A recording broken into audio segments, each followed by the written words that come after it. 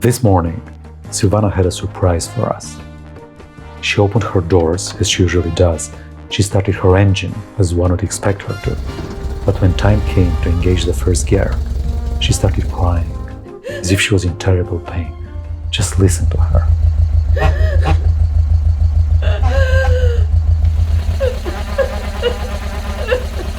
Her clutch was fully and permanently engaged. First I thought she was being moody. Perhaps she wanted a day off. But eventually I understood that it was a gift. She was offering me the opportunity to make a tutorial on clutchless driving. So welcome to this special episode, courtesy of Silvana, where we will cover a survival technique that every manual transmission driver might find useful one day. The art of rev matching. Silvana happens to have a hydraulic clutch, and if for whatever reason it leaks fluid, it loses efficiency. As a result, pressing the clutch pedal no longer disengages the clutch. This means that engine power is constantly passed on to the transmission, and shifting gears becomes impossible, unless you understand the physics behind it. When the engine is running and the clutch is engaged, the input shaft of the gearbox is spinning.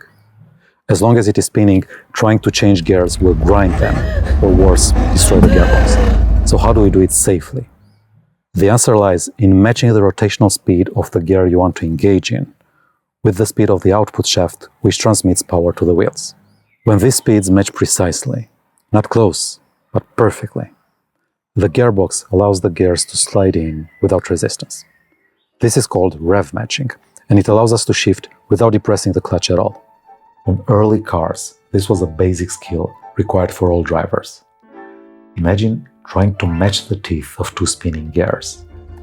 If they rotate at different speeds, they will grind.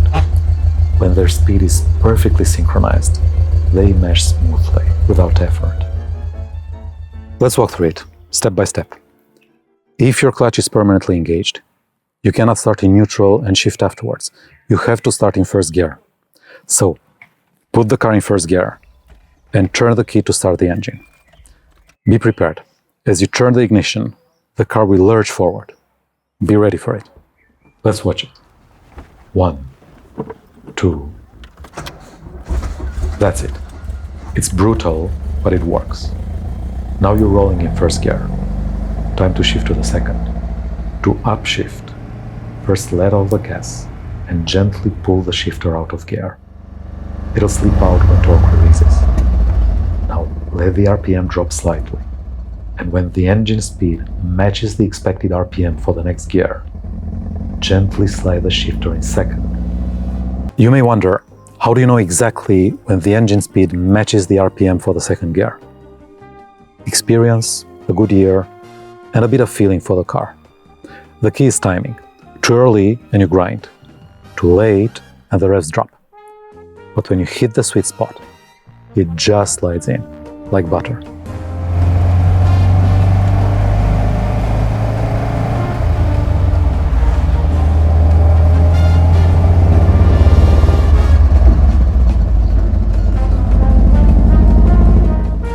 Downshifting is a tad trickier. You need to rev match upward. You start the same way, shift to neutral as you decelerate. Now, instead of letting the RPM drop, you need to blip the throttle to raise the engine RPM. When the revs are just right, shift into the lower gear. Too soon and you grind. Too late and you miss the window.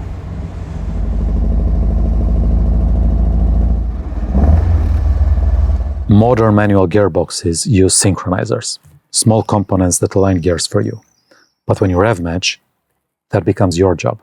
You need to create the conditions in which gears can meet on their own terms. Now, be aware, clutchless driving is an emergency method. It is not a daily technique.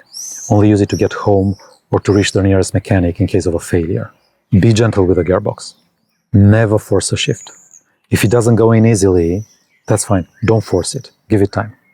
If you miss the sweet spot, just blip the gas one more time and try again. Be patient. Now you know how to drive a manual car with a failed clutch master cylinder, using mechanical sympathy, careful rev matching, and a bit of feeling for the car. Happy driving, stay safe, and take care of your gearbox.